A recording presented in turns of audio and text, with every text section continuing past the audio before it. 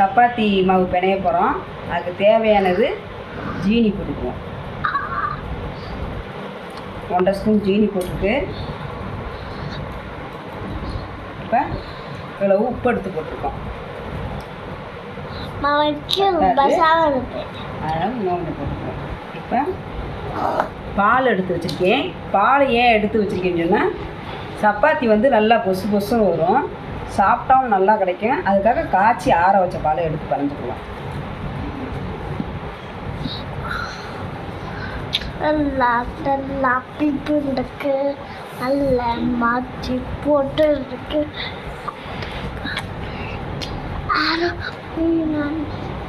ரொம்ப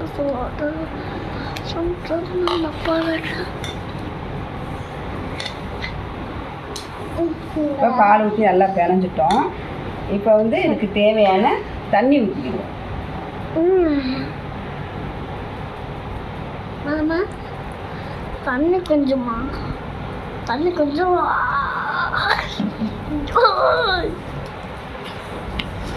எப்பயுமே இந்த மாவுக்கு வந்து சீனி, உப்பு, பால் ஊற்றி பண்ணையில் சப்பாத்தி சாப்பிட்றதுக்கு டேஸ்ட்டாக இருக்கும்.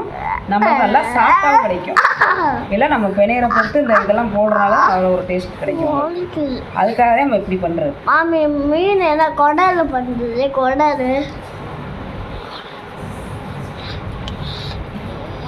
ஏன்னா அந்த மீனோட வெயிட் போயிடுச்சு. ரொம்பவும் தண்ணி ஊற்றிட்டாலும் சப்பாத்தி தேய்க்க முடியாது. ஒரு அளவுக்கு மீடியமாக மாவை பிணைஞ்சு எண்ணெயை ஊற்றி பிணைஞ்சு கடைசி ஒரு கவரில் போட்டு வச்சோம்னா அது காயவும் செய்யாது. நம்ம 2 மணி நேரம் 3 மணி நேரம் சென்று செய்யல நல்லா சாஃப்டாக இருக்கும். எப்போயுமே சப்பாத்திக்கு மாவு பிணைஞ்சு அதே மெத்தடில் பிணைஞ்சு கவரில் போட்டு சுற்றி வச்சுருவேன். நான் மூடி போட்டால் கூட ஏதோ லேசாக உரிச்சா வச்சுருந்துச்சுன்னா காஞ்சி போயிடும். இப்போ மாவு இந்த அளவுக்கு நல்லா பிணைஞ்சாச்சு. இப்போ எண்ணெய் ஊற்றி பிணைஞ்சிக்குவோம். எண்ணெய் ஊற்றி பிணைஞ்சு நல்லா ஒரு கவரில் போட்டு மூடி வச்சுக்கணும்.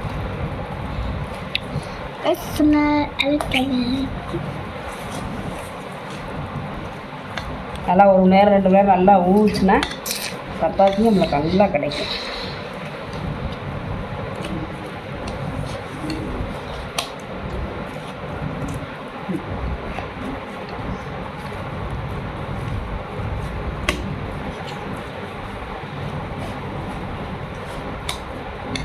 இந்த அளவுக்கு நல்லா பிணைஞ்சாச்சு.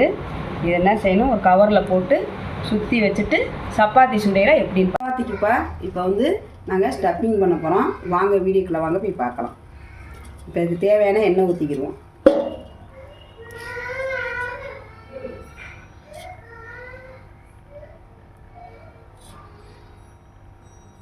கோல்டு எண்ணெய் தான் ஊற்றிருக்கேன் நான்.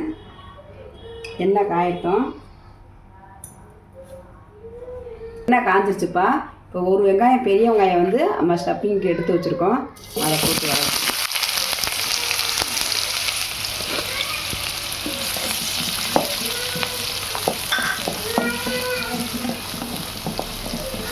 நல்லா பொன்னிறமாக நல்லா அது வதங்கட்டும்.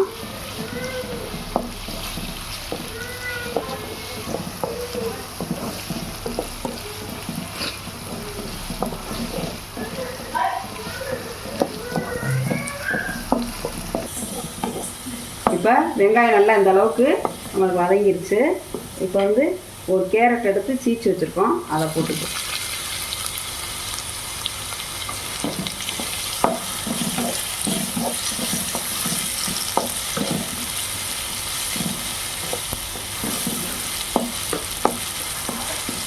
இப்போ முட்டைக்கோஸ் வந்து நம்ம கொஞ்சோண்டு எடுத்து கழுவிட்டு சீச்சு வச்சுருக்கோம், அதையும் போட்டுக்கோம்.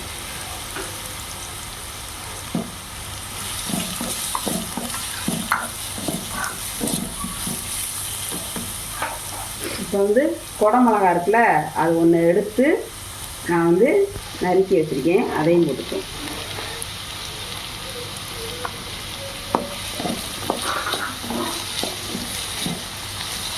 இப்போ காளான் எடுத்து அதையும் நறுக்கி வச்சுருக்கேன், அதையும் போட்டுக்கோம்.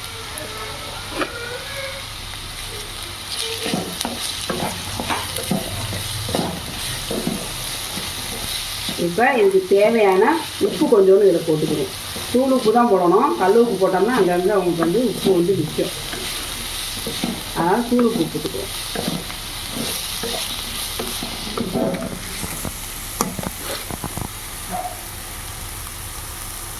ஏற்கனவே நம்ம சப்பாத்தி மாவுலையும் போட்டுக்கோம்ல உப்பு, அதனால் தேவைக்குள்ளது கொஞ்சோண்டு போட்டுக்குவோம்.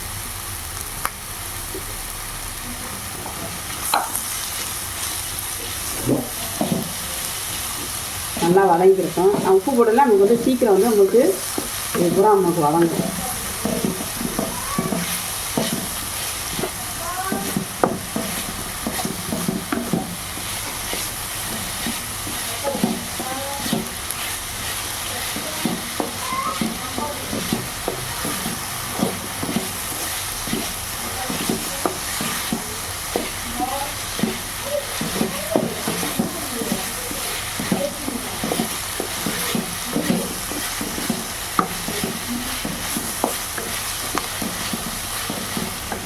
நல்லா வதங்கவும் நம்ம வந்து கரம் மசாலா, மல்லித்தூள், சீரகத்தூள், மிளகுத்தூள் அப்புறம் போட்டுக்கணும். இப்போ இந்த அளவுக்கு முட்டைக்கோசு, கேரட்டு, குடமிளகா, காளான், வெங்காயம் எல்லாம் நம்மளுக்கு வந்து இந்த அளவுக்கு நல்லா வதங்கிடுச்சு. இப்போ இதுக்கு தேவையான மசாலா சேர்த்துக்கணும். இப்போ இதுக்கு தேவையான மிளகாப்பொடி போட்டுக்கணும். தனி மிளகாப்பொடி தான்.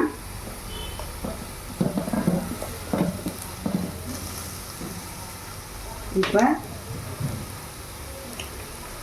இது வந்து தேவையான கரம் மசாலா கொஞ்சம் போட்டுக்குருவோம்.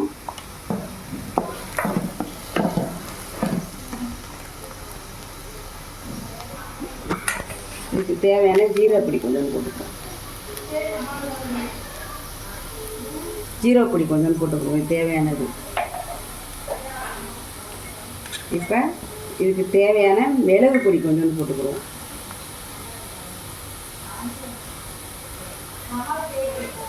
மிளகு பொடி கொஞ்சம் போட்டுக்கிட்டு நல்லா வதக்கிடும்.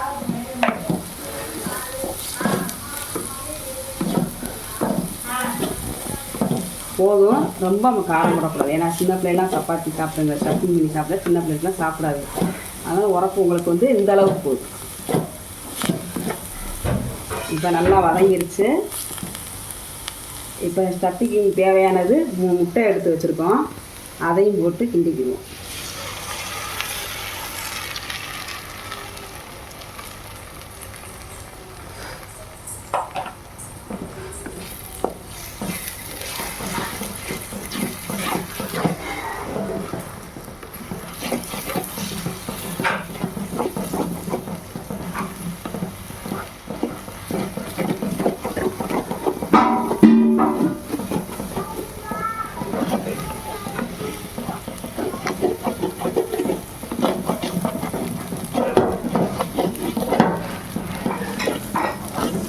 இருச்சு. நம்ம அடுப்பை வந்து அமர்த்திக்கணும். உப்பு எல்லாமே கரெக்டாக இருக்குது.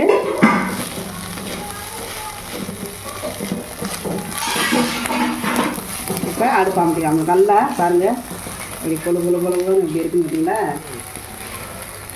அடுப்பு அமர்த்திக்கலாம்.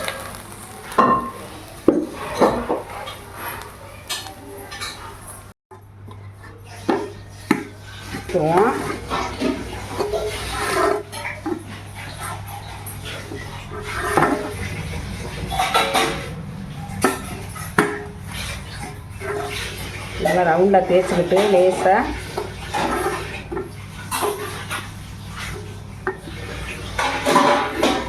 இப்போ வந்து ஸ்டஃபிங் பண்ணி வச்சுருக்கோம்ல,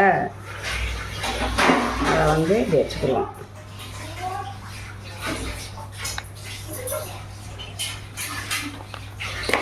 இப்போ இதை எடுத்து இப்படி மடக்கிடுவோம்.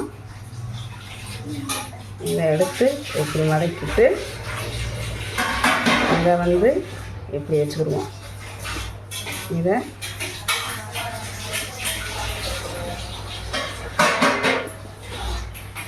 இப்போ இந்த அளவுக்கு நம்ம இப்படி மடைக்கிறோம்.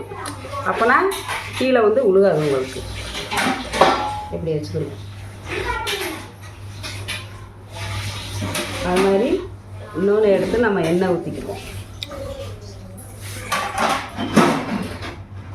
எண்ணெய் தேய்ச்சிக்கிட்டு எல்லாத்தையும் நல்லா அமுக்கிடுவோம். இப்போ இந்த மாதிரி நல்லா தேய்க்கும்.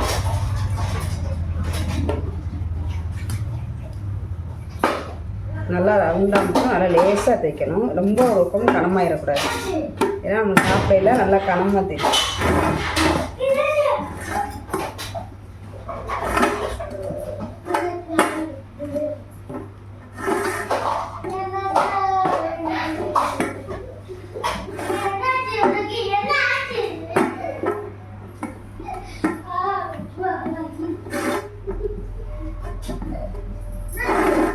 இப்போ தேய்ச்சாச்சா?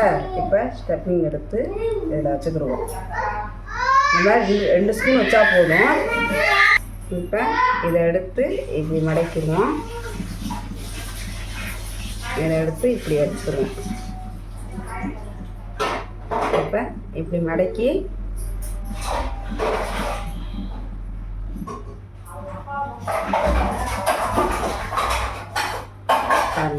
இந்த மாதிரி இப்படி மடக்கி இப்படி வச்சுக்கிறோம்.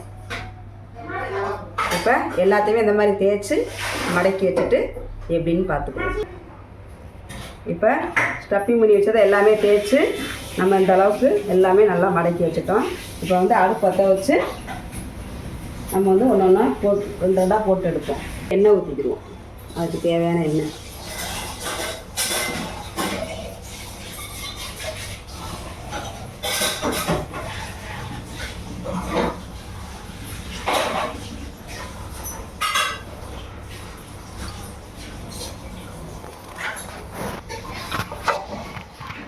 இப்போ இதோட இந்த எண்ணெயோட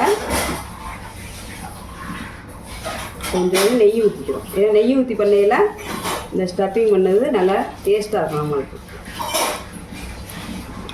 எல்லாமே கோதுமை தானே எடுத்து பண்ணுறோம். இந்த நெய்யும் எண்ணெயும் நல்லா காயட்டும் ஓரளவுக்கு லைட்டாக.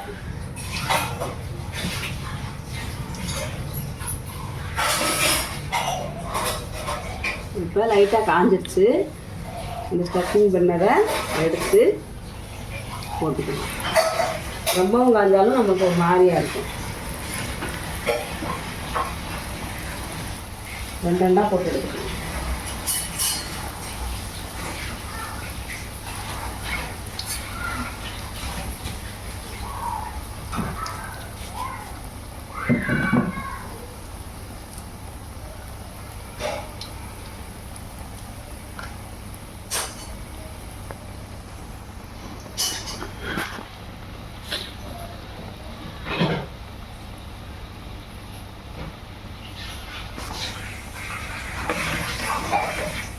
இப்போ லைட்டாக அப்படியே பிரட்டி விட்டுக்குவோம்.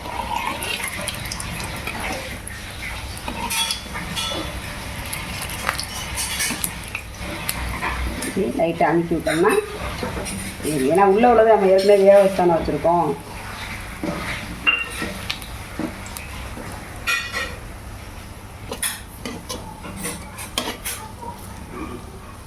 இப்போ இந்த அளவுக்கு நல்லா நம்மளுக்கு வந்து வெந்துருச்சு. இதை வந்து எடுத்து இப்படி இலையில வச்சுருவோம்.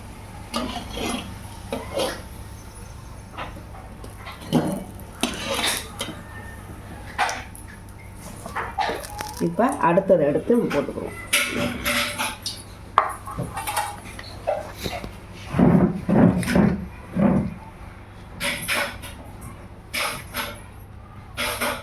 ரெண்டாவே போட்டுக்கிறோம். நம்ம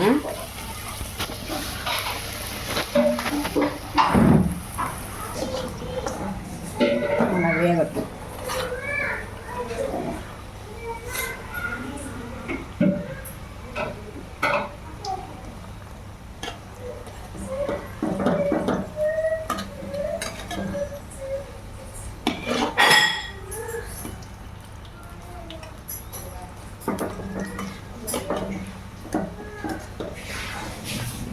போதும். இப்போ இந்த அளவுக்கு வெந்துருச்சு. இதை வந்து நம்ம எடுத்துருவோம். இலையில வைக்கல நம்மளுக்கு வந்து இலை வடையும் சேர்த்து நம்மளுக்கு நல்லா கிடைக்கும். இப்போ எல்லாத்தையும் போட்டுட்டு பார்த்துக்குவோம். இப்போ வந்து நம்ம சப்பாத்தி ஸ்டஃப்பிங் பண்ணி தேய்ச்சது மடக்குனது பார்த்தீங்களாப்பா. இப்போ வந்து நாங்கள் எல்லாமே இப்போ எண்ணெயில் போட்டு பொரிச்சு எடுத்துட்டோம். நீங்களும் உங்கள் குழந்தைகளுக்கு வீட்டில் வந்து எப்படின்னு செஞ்சு பாருங்கப்பா. செஞ்சு பார்த்துட்டு எங்கள் சேனலுக்கு கமெண்ட் பண்ணுங்கப்பா. கமெண்ட் பண்ணிவிட்டு லைக் பண்ணுங்கள், ஷேர் பண்ணுங்கள், சப்ஸ்கிரைப் பண்ணுங்கள், பெல் பட்டானே கிளிக் பண்ணிக்கோங்கப்பா. பாய். அடுத்த வீடியோவில் பார்ப்போம்.